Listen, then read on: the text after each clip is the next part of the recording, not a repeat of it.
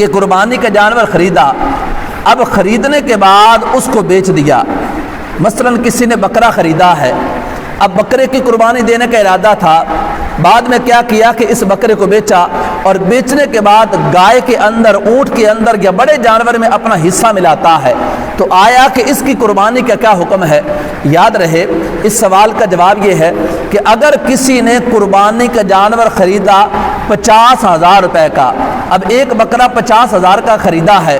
بعد میں اسی بکرے کو بیچ دیا اور بیچنے کے بعد 20,000 روپے بڑے جانور میں حصہ ملا لیا، حالانکہ اس نے قربانی خریدی تھی راہ خدا میں دینے کے لیے 50,000 روپے کی، لیکن وہ 50,000 والی خریدنے کے بعد اس کو بیچ دیا اور 20,000 والا حصہ بڑے جانور میں ڈال لیا، تو ایسے بندے پر لازم ضروری ہے، یہ در مختار میں ہے کہ ایسا بندہ جس نے یہ کمی کر دی ہے، چونکہ پہلے اس کی نیت 50 والی تھی، یا تو پہلے نیت نہ کرتا، اب اس میں اس کو اختیار تھا، جب یہ پہلے جانور کو خاص کر چکا ہے کہ میں اس کی قربانی کروں گا، لیکن بعد میں اس کی نیت بدل جاتی ہے، یہ دوسرے بڑے جانور کی طرف آتا ہے جس میں خرچہ کم ہوتا ہے، تو ایسے پر لازم ہے کہ جو زیادہ قیمت ہے اس کو بھی یہ صدقہ کرے، چونکہ راہ خدا میں جو دینے کی نیت کی تھی وہ 50,000 روپے کا جانور تھا، اب اس میں کمی کرتا ہے تو یقیناً یہ کمی بظاہر اس کے لیے نفع کا باعث ہے، لیکن جو راہ خدا میں خاص کر چکا ہے اتنی قیمت اس کو صدقہ کرنی ہوگی۔ یا پھر ایسی بھی صورت ہوتی ہے کہ پہلے کوئی جانور خریدا اور وہ خریدا تھا بندے نے 60,000 روپے کا،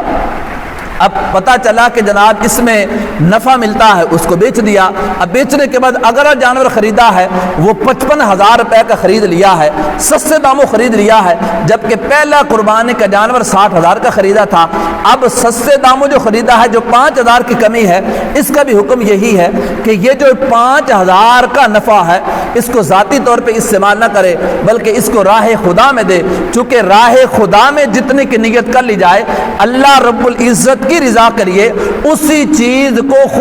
خوش دلی کے ساتھ پیش کرنا ہوتا ہے، اگر بعد میں اس کی کمی بندہ شروع کر دے تو پھر یہ بندے کی نیت کے جو معاملات ہیں اس کے اندر خرابی آ جاتی ہے۔ لہذا شریعت کو حکم یہ ہے کہ جانور خریدتے وقت اطمینان کر لیں کہ میں نے کون سے جانور کی قربانی کرنی ہے، اگر ہم نے وہ خاص کر لیا کہ فلاں جانور کی قربانی کرنی ہے تو بعد میں اس جانور کو بیچے نہ، اگر بیچ دیا تو بیچنے کی صورت میں نے آپ کے سامنے عرض کر دی، بیچنے کے بعد اس کے برابر یا اس سے اچھا جانور دینا ہوگا، اگر اس میں کمی کر کے دے گا تو جتنی کمی واقع ہوگی وہ کمی والا جو مال ہے وہ راہ خدا میں دینا ہوگا، چونکہ راہ خدا میں نیت کرنے کے بعد اس میں کمی کرتا ہے تو اس کی نیت کی خرابی ہے۔ اللہ رب العزت ہی تمام چیزیں عطا فرمانے والا ہے، اور خلاق عالم کو نہ تو بندے کی عبادت کی ضرورت ہے، نہ کسی اور صدقات کی ضرورت ہے، نہ کسی اور نیک اعمال کی ضرورت ہے،